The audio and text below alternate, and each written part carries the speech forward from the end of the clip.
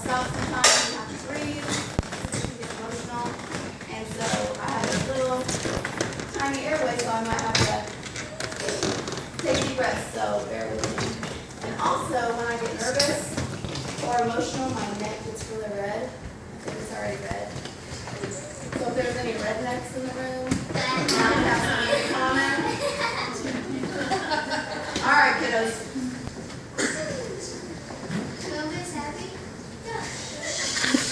That's enough.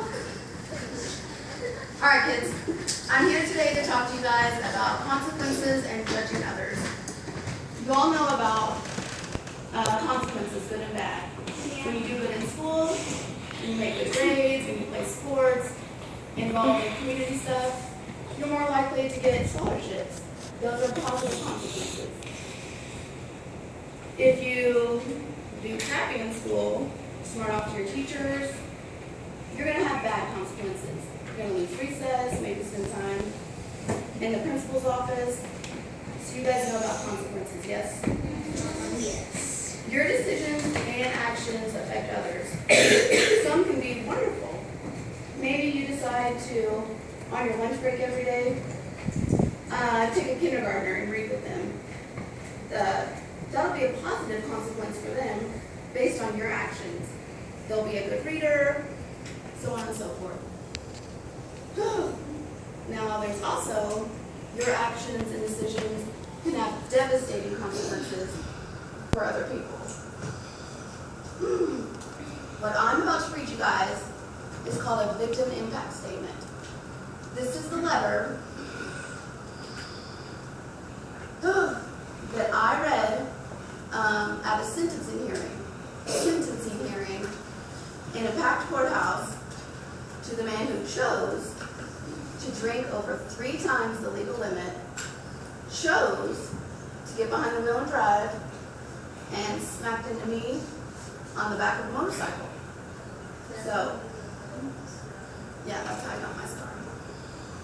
So, then right now I'm going to have Mrs. Goff play you guys a little slideshow, and I'm going to talk about it a little bit so you guys have a visual of what I'm going to be talking about.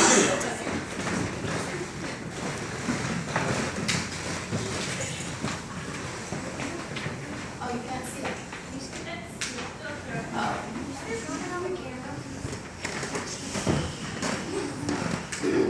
That's me asleep. I was tired. But I had a broken neck, and that machine that was in my mouth, that was breathing for me. This, I had 2 brain injuries. This is a picture of my brain, and that's the brain bleed. Oh, not this was Oh, This is going on the internet. This is a scar. This is one of the, I had 5 operations on my airway. So that is ugly. So that's why I have this awesome scar. Yeah. This, you guys, is my pelvis. My pelvis was in 6 pieces. This is a screw that goes into my spine, and then down here it's cut off, but I have brackets holding my pelvis together. So you have like screws in your nose? Mm-hmm. Yeah, a big screw right here. This is me in a wheelchair with my little noodle mire. That's like Arby's.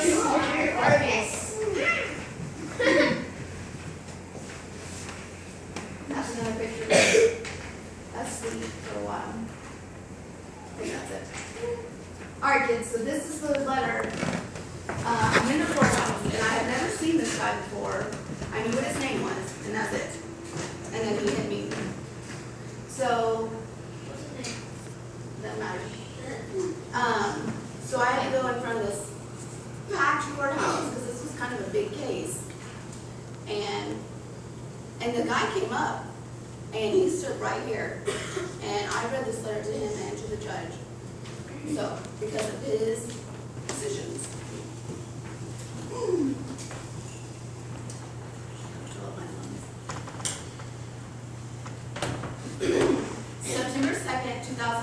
itself changed my life forever.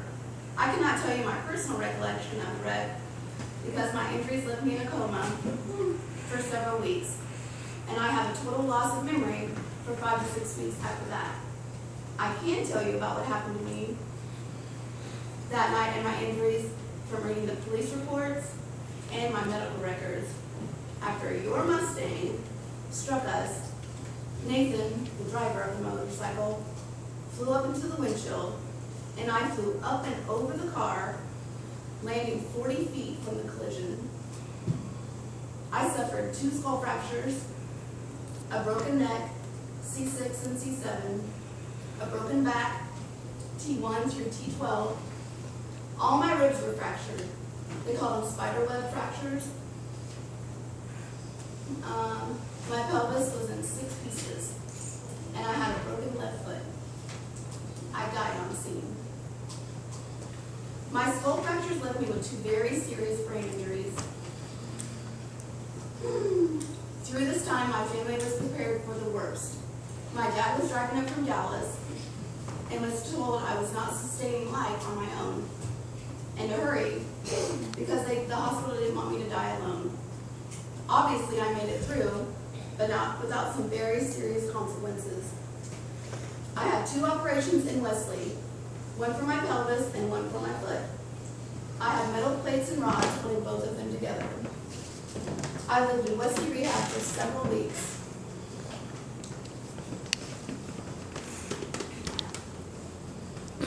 Where I took several therapy classes daily. 6 weeks after the wreck, I could not even stand up or do a simple addition problem. I was released to my dad and moved immediately to Dallas, Texas.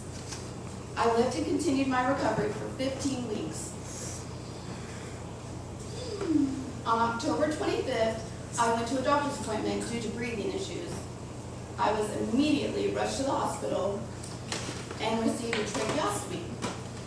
My airway was the size of a weed eater string. That is teeny tiny, kids. A weed eater. My airway was the size of a weed eater string due to the scar tissue that had formed from being intubated and extubated so many times. Every time that they had a die on scene, they would stick a tube down my throat, and they couldn't get it in the right place, so they'd pull it out. And then when I was in the hospital, waking up out of my coma, they would take the tube out. And then I would kind of go back to sleep, so they'd have to put it back in. So all that in and out irritated my airway, and it grew scar tissue, which completely closed off my airway except for the size of a weed eater string. I had several operations on the scar tissue throughout the year to try and get the trach out. It all grew back every single time. Finally, I was faced with a decision to keep the trach for my entire life or have part of my vocal cord removed to open the airway up enough to get the trach out but lose my voice. My surgeon said I would be left with a breathy whisper that we would hope could be heard over the phone if we were really lucky. This would be a huge dilemma for anyone. It's a handicap. Where would I work? Would I be whispered about? But the absolute killer was I sing to my daughter every night when I put her to bed, and now I wouldn't be able to. Yes, that's right. And I pointed at that guy. I was like, yes, that's right. I have a 7-year-old daughter. She had to wake up to the news that her mommy was in a terrible motorcycle accident. She wasn't able to visit me until I was out of ICU and living in the rehab center. And I was so messed up from my brain injury and all the drugs I was on, I have no recollection of seeing her. And the visit was not a great one for her either. When it was determined that I would be moving to Dallas, she was ripped out of her school and her home and moved to a different state to live with people she saw a few times a year. My life has changed forever. Not a month, not a year, or a couple of years. My entire life. My life will never be the same. I have a few side effects from the brain injuries. Some of the side effects I take medication for twice a day. I now have a very compromised airway. My airway, most adults, when they take a big deep breath, it goes out to 13 millimeters. Mine, when I take a big deep breath, it expands to 4. And my surgeon says, you are just open up enough to not have a trach. So I deal with that every day. I will talk about it. Taking more than 1 flight of stairs is a feat. Allergies make this tiny airway very complicated. So I take 3 medications daily to keep my airway from getting completely blocked. I lost part of my left vocal cord and now have a completely different voice than before. As I was singing my daughter sleep the other night, she burst into tears. Mama, I miss the voice that you used to sing to me in. My life has changed forever, and in many ways, all due to a decision I had nothing to do with. No, neither one of us died and left this earth, but the lives we had before September 2nd were taken away from us forever.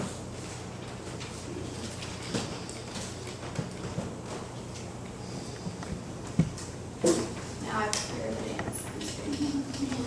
All right, so kids, what I want to talk to you guys about is making wise choices.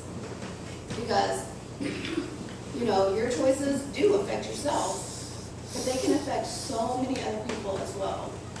I mean, that accident affected, obviously, me, my daughter, the business I worked at. We had to close the business because I ran 2 restaurants, and they closed because I was gone. And so what I'm asking you to do is remember this and make wise choices. Do not be that person that almost took Karen's mama. And while we're talking about good choices, let's talk about the way that we are treating other people. You never know what's going on in their life, what they've been through, and if they had anything to do with the way that their life is.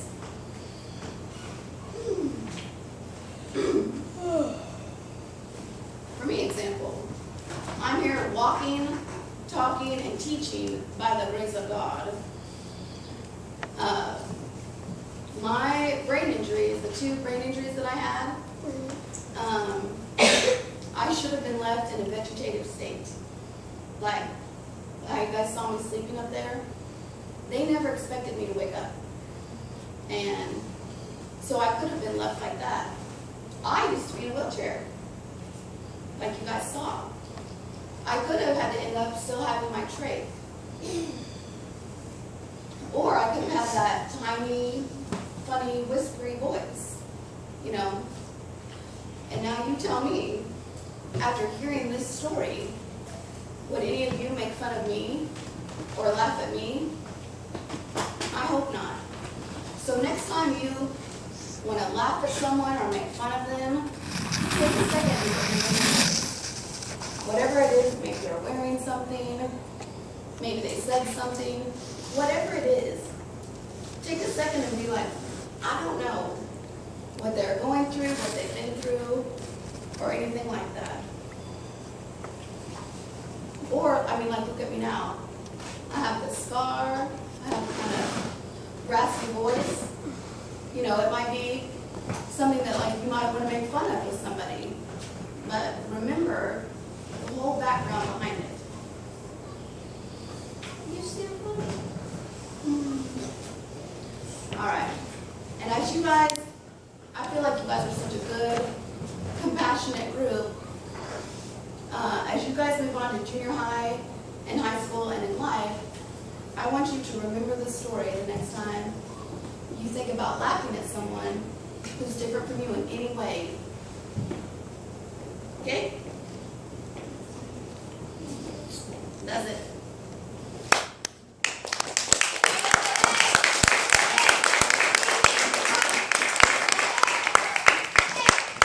shot. Alright, you guys have any questions?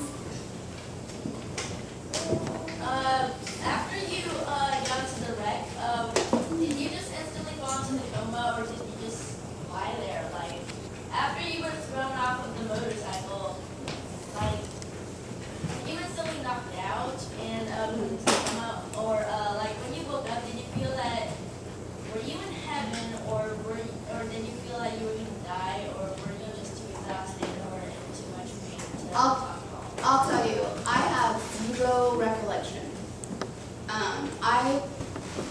I remember about 2 hours before the accident, and then I have zero memory for about 6 weeks. So, and I was knocked out automatically at the wreck where, you know, I consequently like died on scene. Do you know? And several times at the hospital, so I was instantly in that coma or whatever for a few weeks. The fact that you were,